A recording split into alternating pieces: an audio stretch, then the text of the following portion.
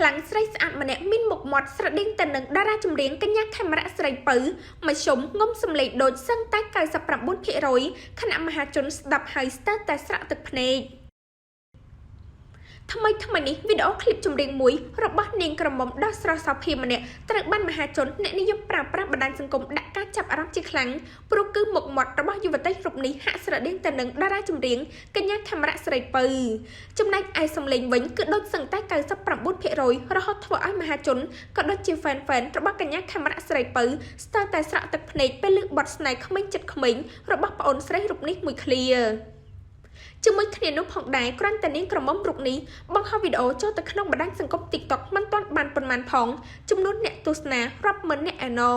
យ៉ាងណាមិញតាមរយៈបណ្ដាញសង្គម Facebook យុវតីឆនយ៉ាដាបានបង្ហោះបទចម្រៀង cover ថ្មីរបស់នាងបទស្នេហ៍ក្មេងចិត្តក្មេងក៏កាត់ជាមហាជនដាក់ការចាប់អារម្មណ៍និងភ្ញាក់ផ្អើលប្រងព្រាតតែម្ដងអ្វីត្បិតតែមុខមាត់របស់កញ្ញាឆនយ៉ាដាស្រដៀងតិចក៏ពិតមែនប៉ុន្តែសម្លេងរបស់នាងគឺហាក់បីដូចជាខេមរៈស្រីពៅ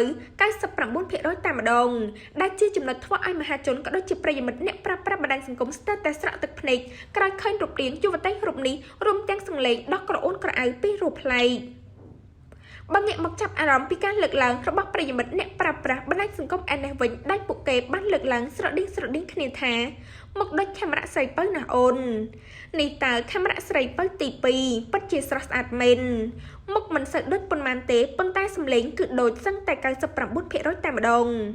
ស៊ូបន្តទៀតប្អូនស្រីស្ដាប់អូនច្រៀងហើយបងព្រឺសម្បុរគូរំលឹកជូនផងដែរថាកញ្ញាខេមរៈស្រីពៅគឺជាតារាចម្រៀងដ៏ល្បីមួយរូបដែលទទួលបានការគាំទ្រខ្លាំងពីសំណាក់មហាជនក៏ដូចជាស្រទាប់យុវវ័យខ្មែរយើងប៉ុន្តែជាអកុសលនាងត្រូវបានទទួលមរណភាពព្រោះជំងឺខូចក្រលៀនបើទោះបីជាការខិតខំព្យាបាលដល់ប្រទេសឥណ្ឌាអស់ប្រាក់រាប់ម៉ឺនដុល្លារក៏ដោយក៏តារាចម្រៀងរូបនេះក៏នៅតែមិនអាចជាសះស្បើយឡើយនៅទីបំផុតកញ្ញាខេមរៈស្រីពៅបានទទួលមរណភាពនៅរុស្ស៊ីមកមួយថ្ងៃទី25ខែមករាឆ្នាំ2019ដែលបានត្រឹមបន្សល់ទុកនៅអនុស្សាវរីយ៍ល្អៗជាច្រើនទៅកាន់មហាជនជានិច្ចដែលមិនអាចបំភ្លេចបានឡើយ